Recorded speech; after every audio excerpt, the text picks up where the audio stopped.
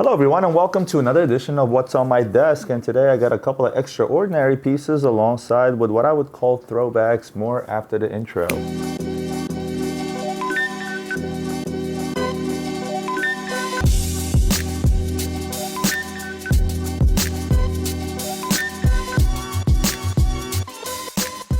So what did I bring with me today? I got a Ulysse Nardin Moonstruck in rose gold. This is the first one they came out with. I also have a Dubuis Aventador. This is the double escapement deadbeat seconds, not a tourbillon, contrary to all belief. I also, on the throwback end, I brought a Da Vinci Perpetual stainless steel, the current model, and a current model of seemingly what looks like a Genta, but is no longer a Genta. This is now a Bulgari Octo by Retrograde jump hour.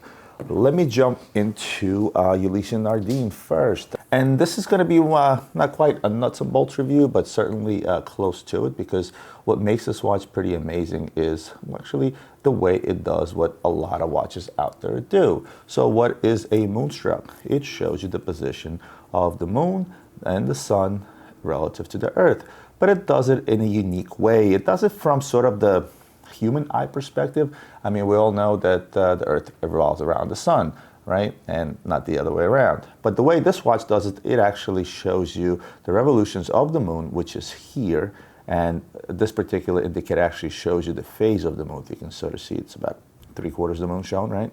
And there's the sun indicator right here. This is also a GMT watch, or as I always say, the easiest and the best way to jump between time zones, and that's the plus minus GMT that a lot of Ulysse Nardin watches have. So with just a click of the plus or the minus, you're able to change the time zones, right? There's your plus and minus right there. Once I pop this crown out and I start moving the time around, you'll get the idea of what this watch does.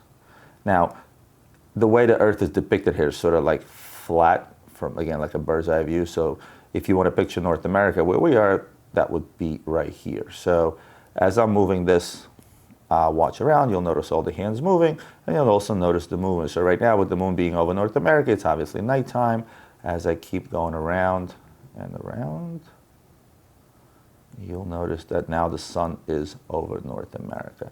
So seemingly not much special. It's just, but seemingly much not special, right? But what is special about this watch, number one, is the overall design. Number two, how the phases of the moon, the position of the moon and the position of the sun are displayed on this particular dial. And look at the watch itself, blue ceramic bezel. It's a very large size watch. It's a 43 millimeter. It's a very thick watch, and I'll throw it on the wrist in just a second. I love the combination of the rose gold and the blues. I love the way the earth is painted onto this center dial, if you will. I love the fact that they even included a mother of pearl dial. As I move the watch, you can sort of see the mother of pearl inside. It is an automatic movement. They call it Moonstruck. And I think it has to do with the fact that I don't think anybody out there that would pick this watch up, put it on their wrist, or just hold it in their hands, would not be struck by the fact of how good this watch looks. Not to underplay the fact that this is not that complicated of a watch. It is still a complicated watch. It is still a complicated watch that shows you the position of the sun and the moon. It is still a GMT. It is still an automatic. It is still a complicated watch. What I'm most struck with, pun intended, is the way this watch looks. And I'm going to put this watch on my wrist. It's actually a watch that's probably going to be a little too big for me because it's quite a large watch. But here it is on the wrist. And it is indeed a thing of beauty. Absolutely love the Moonstruck by Ulysse Nardin. New flash flood warning, this area till 8:15 p.m. Avoid flooded areas. Okay. So you just fucked up his car. I guess I should put on a diver's watch. Anyway, as I was saying, I am indeed struck by the beauty of this watch. This is a watch I would love to put on my wrist. In fact, I like this particular one better than the one they came out with this year. Even if you can throw the newer one up on the screen, I think this is a better looking watch. It's a nice heavy watch. Definitely a conversation piece, and definitely a striking timepiece. Hope you guys feel the same. Let me know by commenting below. Moving on to the next watch, and this is another striking watch. It's not called the Moonstruck, it's called the Aventador from Dubuis. And let me show you this watch first. And right off the top of your head, whether you're a Lamborghini driver or not a Lamborghini driver, I will tell you one thing. I can't think of any person that would look at this watch and not right off the top of their head think that this has something to do with Lamborghini, due to the fact that they have the engine block of the Lamborghini designed right into the watch. Before I get into a little bit of nuts and bolts of this watch, because this is really indeed a great watch, let's talk about 2017 when Roger Dubuis announced their partnership with Lamborghini, which is something you haven't really heard before. Lamborghini, there were and there still are Lamborghini watches out there. They sort of have these lower end Lamborghini watches, which they made a while back, and now they have a full line of, I guess, mid-tier or a little more high-end Lamborghini watches that they make that retail upwards of $2,000 to $3,000. The first ones were relatively cheap. They were $100, $200, maybe even $300. But this was a relationship that many thought, I'm not so sure about this, Roger Dubuis. Really? Lamborghini, you know, if you think about Ferrari watches with all the other companies, Ferrari's sort of been that kiss of death for many companies. I talked about this before in previous episodes. The Lamborghini relationship, I'm not so sure. Apparently the way the relationship came up is Jean-Marc Pintreau, I think I got that name right, the CEO of Roger Dubuis, found out that both Lamborghini and Roger Dubuis have overlapping customers, surprisingly. Both companies only produce about 3,500 pieces a year. And by pieces, I mean cars and watches, right? So that there's a similarity there. And the way he found out is by talking to his clients that buy watches, just flat out ask him, hey, what else are you into? I do the same thing every time with my clients. Hey, what are you into? You know, are you into antiques, art, fancy cars, and so on and so forth? And trust me when I tell you that 1 out of every 5 clients that I have are into supercars or fancy cars for that matter. Some are into antique cars, but a lot of car guys out there are also watch guys and vice versa. And it wasn't a surprise to me when Jean-Marc spoke to his client that he found out, oh wow, they're into fancy cars and they're into Lamborghini specifically. You know, Captain Obvious, right? Common sense will tell you that a lot of guys that are into watches, especially complicated, expensive watches, are also going to be into cars. I hate to generalize it this way, but that is true. I can tell you that based on my own experience. So based on that, he decided, you know what? I want to do something with Lamborghini, and they made I think a 5-year deal, if I'm not mistaken. And of course, Roger's whole thing was to bring the spirit of Lamborghini into a watch, and they did it in a very grand way. So let's look at this watch. Now, this watch is a double escapement that sits vertically on an angle, as you can see. The entire design of the watch is designed around sort of that engine block of the Lamborghini here. It actually kind of looks like a skull, but if you look closely, it does resemble the Lamborghini engine block. For those of you who are familiar with the engine, for those of you who are not, just Google Lamborghini engine, you'll see precisely this on top of the engine. Hidden in there is a power reserve. Can you see that? It's sort of hidden right here. It's not very legible to read, but it is in there nevertheless. This is a deadbeat seconds. I'm not going to get into what a deadbeat seconds does. I could spend an entire episode arguing this particular complication. And note I said complication. Deadbeat seconds is one of those complications that's often undervalued and often misunderstood, or even not understood, even by the biggest watch connoisseurs. This was sort of a big risk on Roger Dubuis' part. Rather than making a tourbillon, this watch retails for $210,000, and oftentimes an average customer or an average consumer has a hard time justifying a deadbeat seconds complication, why it carries such a high retail price. This was a brand new movement. This was the caliber 103 SQ, I think is the caliber that's in this. Again, vertical springs right here. One at 10 o'clock and one at 4 o'clock, and a deadbeat seconds complication. To go back to deadbeat seconds, this is a complication for real watch lovers that understand how complex it is to have a deadbeat seconds watch. And often this is something that, again, even a seasoned watch collector can easily mistake this for something a lot less complicated than what it really is. Again, Roger took a big shot. New movement, deadbeat seconds complication, pricing this at $210,000. Well, guess what? I'm going to tell you that the risk has paid off. You'd be hard-pressed to find a lot of these watches out on the market. Again, they made them in limited editions of 88 pieces, and they also made a separate limited edition of the same watch in 8 pieces, but different colors. In case in point, you'd be hard-pressed to find this watch discounting for more than 25 to 30% off brand new, and I really haven't seen a lot of these in the secondary market. But let's talk about the design of the watch real quick, and that is the carbon fiber case.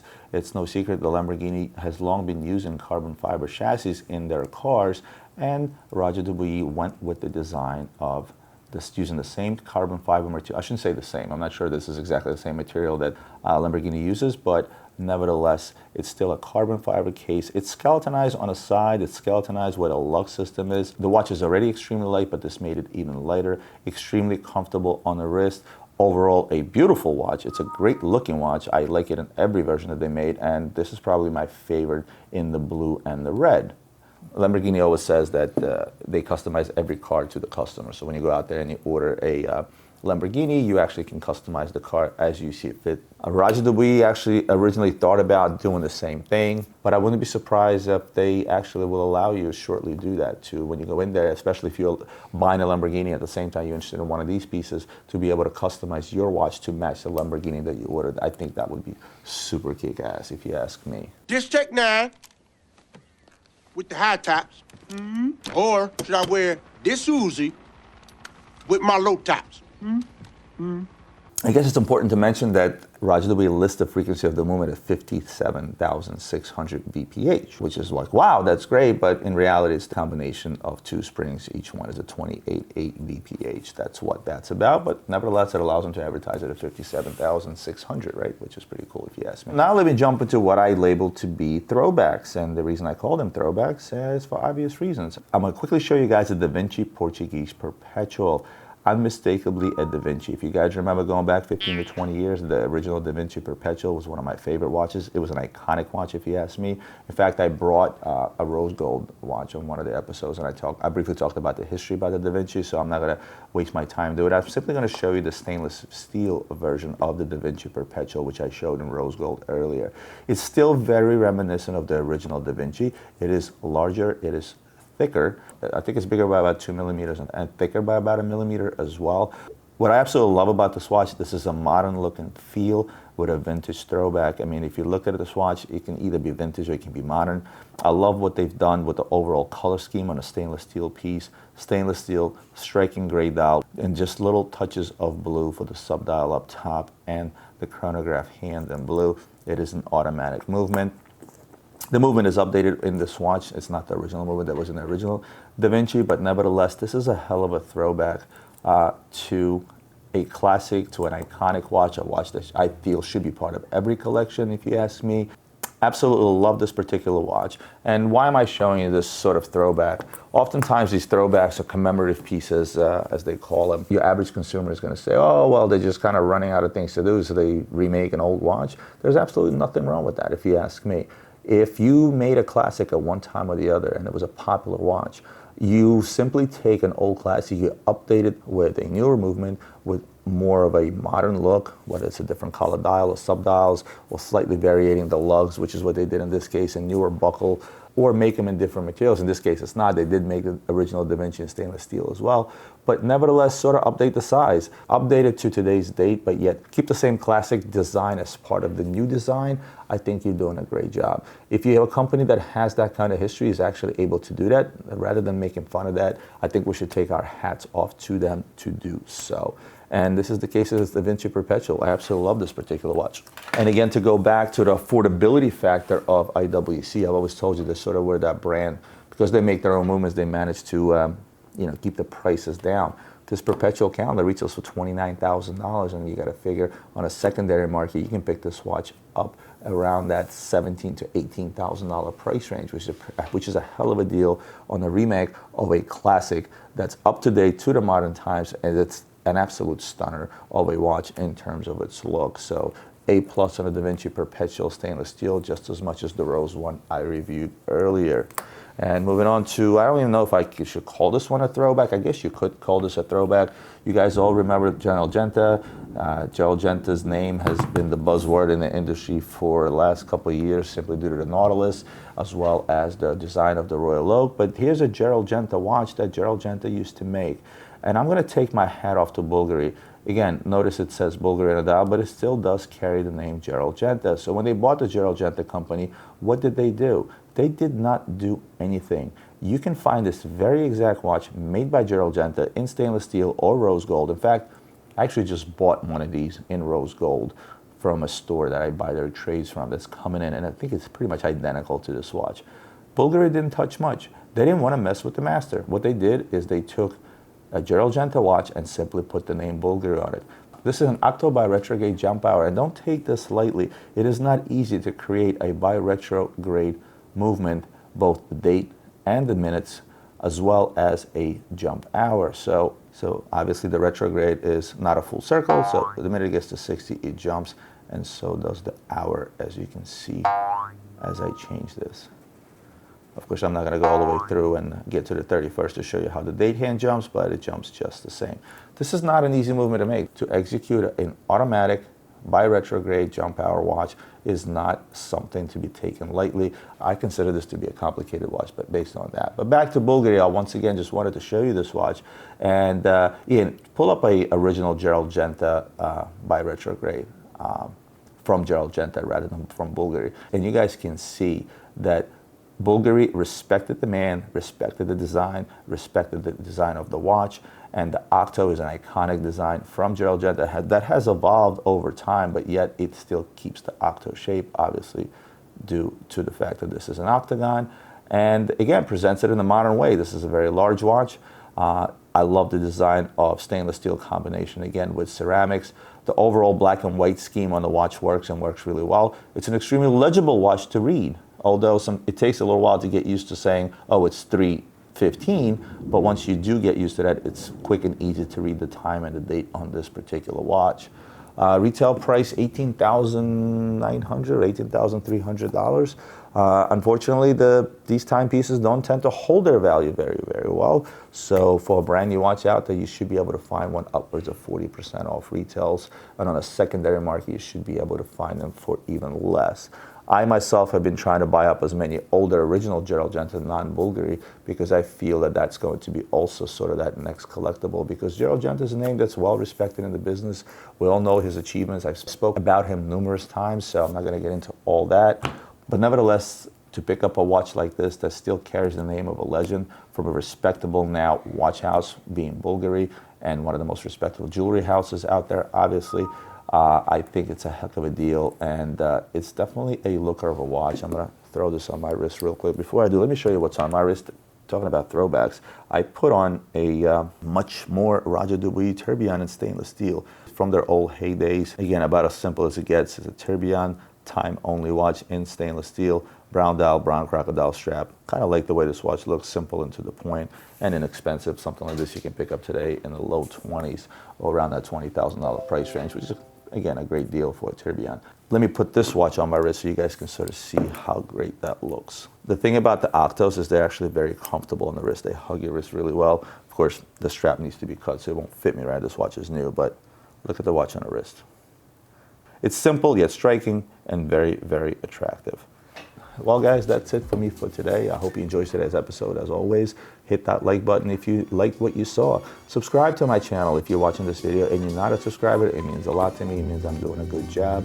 Other than that, I'll see you guys next week for more watch reviews and other videos.